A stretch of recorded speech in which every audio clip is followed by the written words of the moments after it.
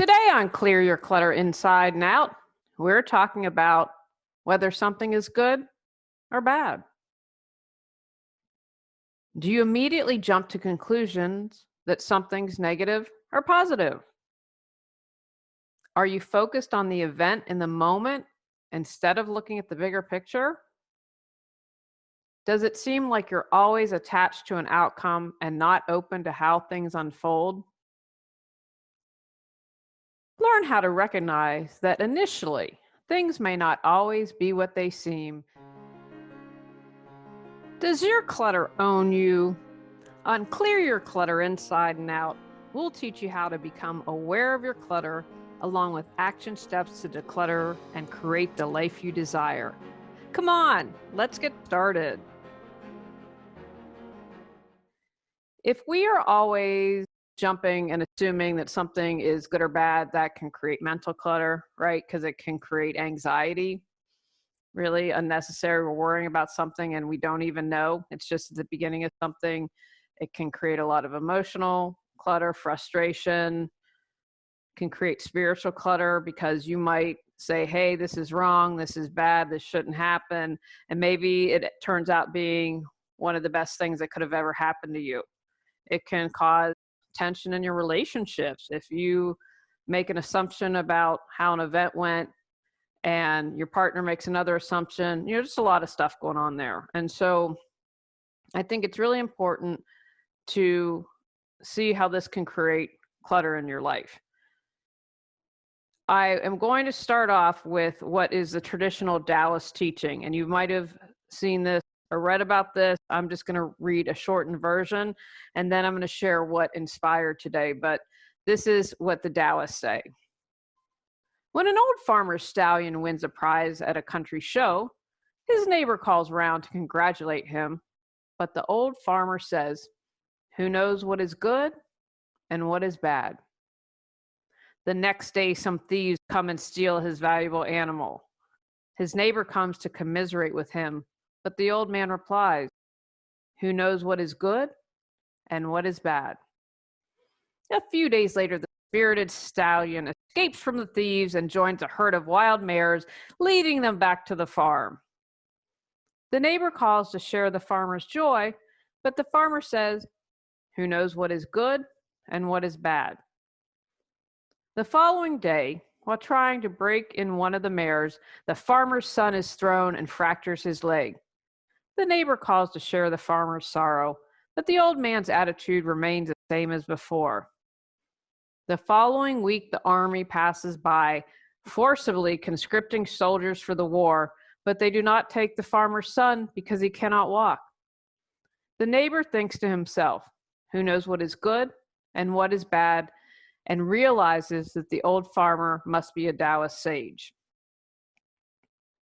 I wish I was a little more on the ball because I'd have my older brother read it. He tells this story and he just has I really love it and puts a smile on my face when he shares this story. So I'm going to talk a little bit. I talked a little bit because it's on my mind. My mom unexpectedly had 2 heart attacks and a stroke. She had a heart attack, then had a stroke, and then had another heart attack. So I'm going to share just a few things from that. When my mom had the heart attack, I'm from West Virginia, they were in Minnesota. My father was getting his knee replaced at the Mayo, which I don't like using terms best because I think that's subjective. However, I will go on record saying that the Mayo in Rochester, Minnesota is the best hospital in the world. And I stand by that statement. And because when my father had they couldn't figure out what was wrong with him. The local hospital couldn't. He went to Pittsburgh where the Penn's hospital was. He went to Cleveland Clinic. No one could figure it out. He went to the Mayo. The Mayo figured out he had taken was playing golf and cut off blood supply to his hip because all of a sudden my dad's unable to walk. Anyway, didn't get treated. It wasn't diagnosed. Cut off supply and then cut off supply to his other hip. So relatively young age, he had to get both hips replaced. So after that, my dad will only go to the Mayo for treatment. He needed his knee replaced. He had gone up. We're like, "You need your knee replaced. You need your knee replaced." So, well, whatever they say. So they're like, "You need your knee replaced." So we had just been at the beach on said bye to my parents. And I was upset because I didn't hug my mom. And normally hugging her, she's like, oh, we got to go on. And my dad's like me, like, let's go, let's get going. I have a long drive. Anyway, so that Friday, get a call. My husband sees the text. I'm here where I record in my office, and I see Tony walking in, and it's not registering because he works a swing shift, and it's 8:30, and he's usually still asleep. He said, your mom had a heart attack. And I was like, what are you talking about? Here's what the good news is. So my dad went and had the knee replacement because of COVID, which is not good news, quote unquote. They only kept him in the hospital one night. Normally, you would stay in the hospital 2 nights after knee replacement surgery, but they're obviously trying to limit exposure. If my father had stayed 2 nights, my mom would be dead because she wanted her to go that night at midnight. She refused. Finally, about 5 or 6 in the morning, they called the ambulance and figured out, and this is my PSA, women, those of you that love women, get to know the symptoms of a heart attack for women because they are different than what men typically experience. So hadn't been for COVID, my mom would be dead. So most likely. I think too many things, I'll share a few of them, have had to happen. So this happens Friday. My brother flies up on Saturday. He was scheduled to go up to help them come home after my father's knee replacement. And I get a text, mom is having a stroke. So she's at, in my view, the best hospital in the world. They would, again, be at my dad, they'd still be in Minnesota recovering. But what I learned is that you can, and I shared this again, I apologize, I'm going a little more detail here. I just think this is so important. So what I learned is you can operate on an active stroke. And so they operated. They were able to remove the clot. My mom has no paralysis. Time is of the essence when you have a stroke. So the doctor's comment is, quote, it's practically unheard of. I have zero problem saying it's a miracle. She's at the best hospital in the world.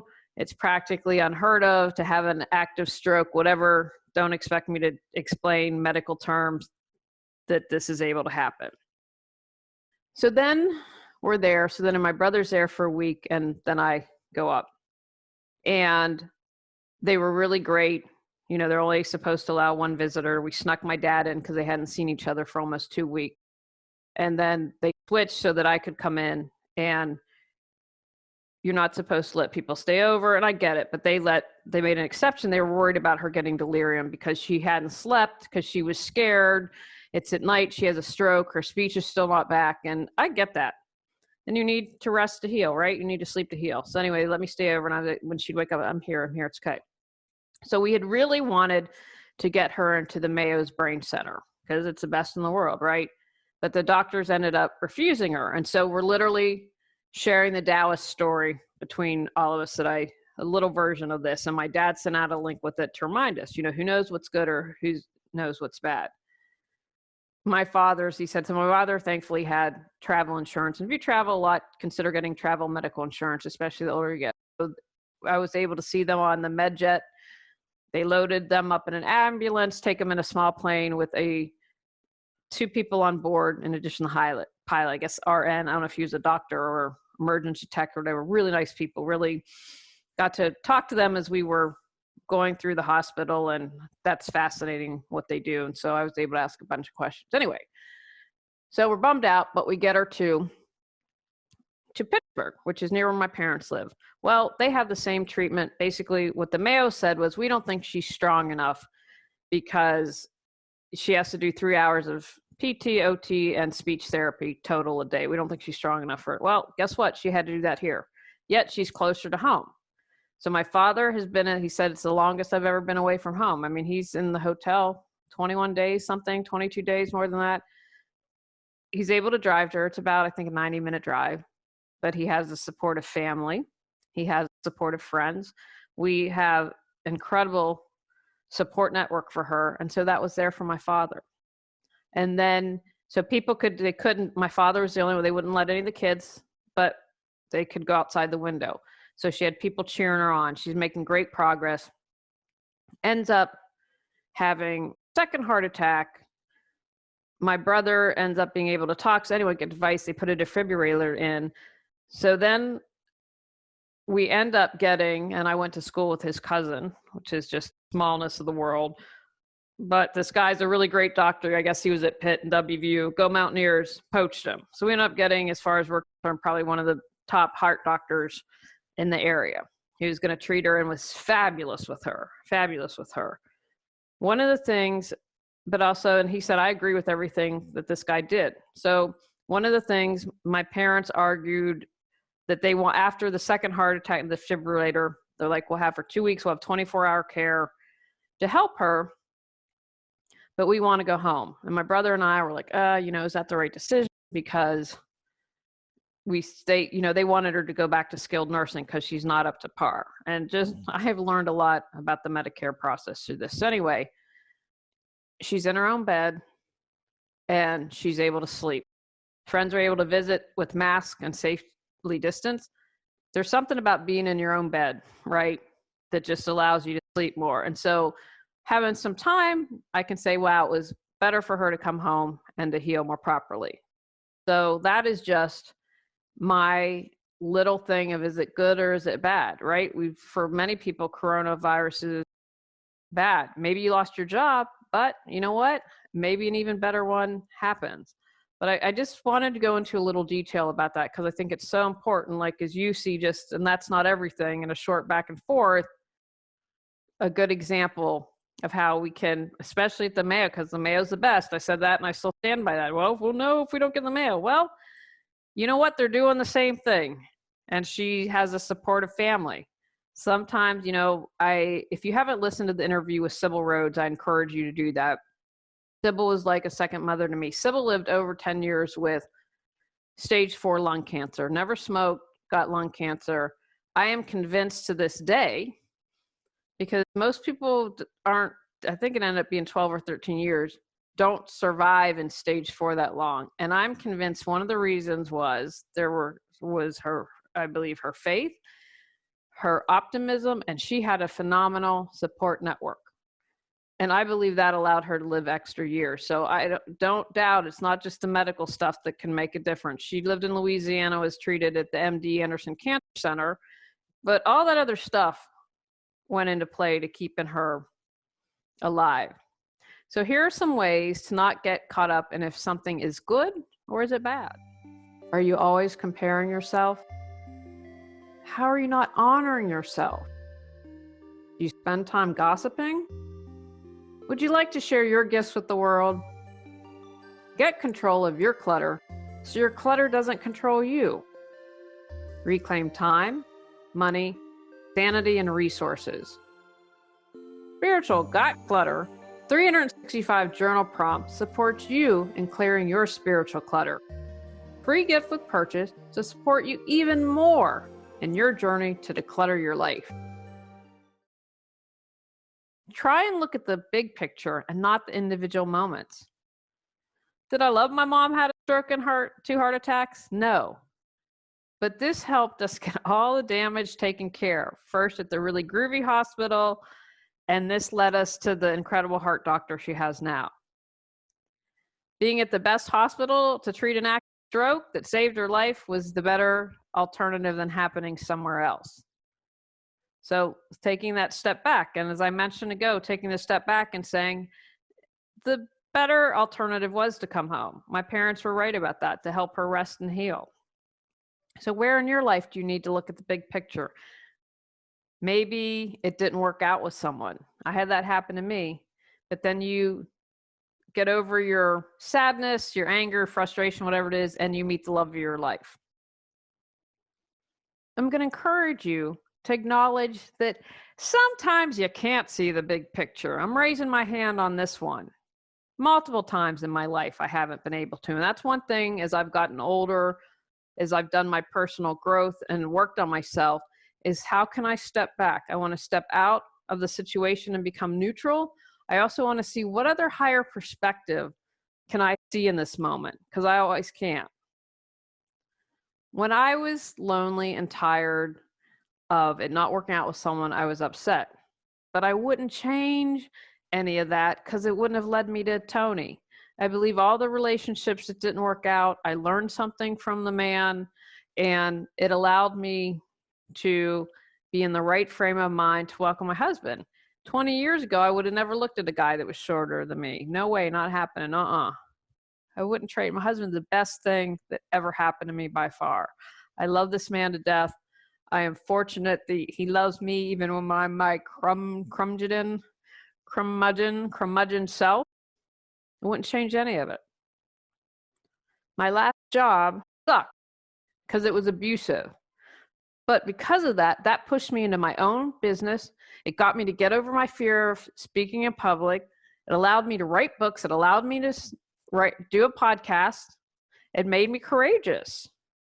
Did that job suck? Absolutely, for 13 months. And it gave me the kick in the pants I needed. It was so bad. I thought, nothing can be worse than this. Let's go for it. If my business doesn't work out, I'll start my own. I'll just get another job.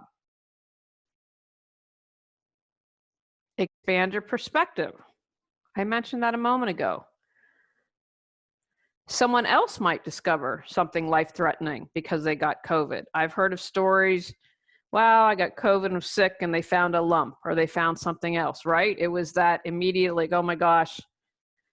And I'm going to encourage you in the moment, especially if you think something is negative or bad, release that emotion as quickly as possible and then try to expand your perspective, because you can go down that rabbit hole and that doesn't do anything. And that's, remember, where the tension goes, energy flows, and you don't want it focused on that bad thing. So don't immediately assume, right? You lost your job and then all of a sudden you're like, that job you applied to 2 years ago and didn't get comes around and you're the perfect candidate. Maybe it only gets you to admit that you're not in a good relationship, right? All this stuff's coming out and you think, wow, maybe this isn't the right relationship for me. So try to expand your perspective. Don't get attached to the outcome. I have a lot of challenges with this. I am much better the more I have relaxed and gotten in flow and not try to control every step of the way, the better I do with this. We all get tripped up here from time to time. Try to be in the flow of life. And remember, you can't always see anything because there might be something better. Don't get attached to the outcome, right? Look back on your own life. Was there something that maybe was initially bad, but then 6 months later, you're like, wow, that ended up being good. Or maybe there was something good, like you went on that date with that really handsome person, but they ended up being really shallow. And so it ended up being bad. So take the time to look around at your own life. Where have been times that you've made the assumption and it wasn't what you thought it would be? I'd encourage you to do that, because then you can remind yourself, okay, yeah, if I do look back on my life, there have been times where my knee-jerk reaction that ended up being the opposite of what I thought. Examine your own life right now. Is there anything going on that you could say, oh no, bad, bad, bad, bad? Take a step back. How could it possibly be good? Take the time to contemplate. You know, I was super excited for my last job because it was a bump up in title. Pay was about the same because I was coming from Los Angeles, but I had worked independently as a contractor for 18 months, but it was a bump up in title. Ended up being the worst job of my life, right? So just take the time, look at what's going on in your life now and apply, and then write down your thoughts. Understand good and bad both simply happen in life. If you can accept this, life is easier. You know, I know there was a book titled this. If you try to answer why bad things happen to good people, you'll go nuts. At least I would. It is just part of this crazy roller coaster of thing we call life. And so don't get caught up in that. And the other thing I'd say, you know, you don't know everything that everyone's done. I've seen it more than once at my age where this person's like, oh yeah, I'm just great, and stuff would come out. Oh, maybe not so great. Maybe you're not so kind. Maybe you're kind of a bad person. So don't make all those assumptions because you don't know everything about everyone. If something bad happens to you, does that make you a bad person? Absolutely not. Absolutely not. I also believe, and one of the things when annoying things happen to me is just this helps me. It might not work for you. Yeah, well, I've cleared some karma. That helps me just let it go a little bit easier. So don't get caught up in thinking that. And, my younger brother is probably one of the luckiest people I've ever met. And I will often say to him, wow, you decided to coast this life and have a pretty easy life. And he still had trials and tribulation. And he's someone I would say who's had a fairly easy life as far as luck and things happening and angels on his shoulders all the time. But he still had his challenges. I know of no one who has had a completely easy life. What have your reactions revealed about you? When you think about it and how you react, who are you? What are you made of? Maybe you jump right into panic mode and you need to get your Zen on, and that's what you learn. Maybe you jump to conclusions that it's always going to be negative and need to learn how to be more positive.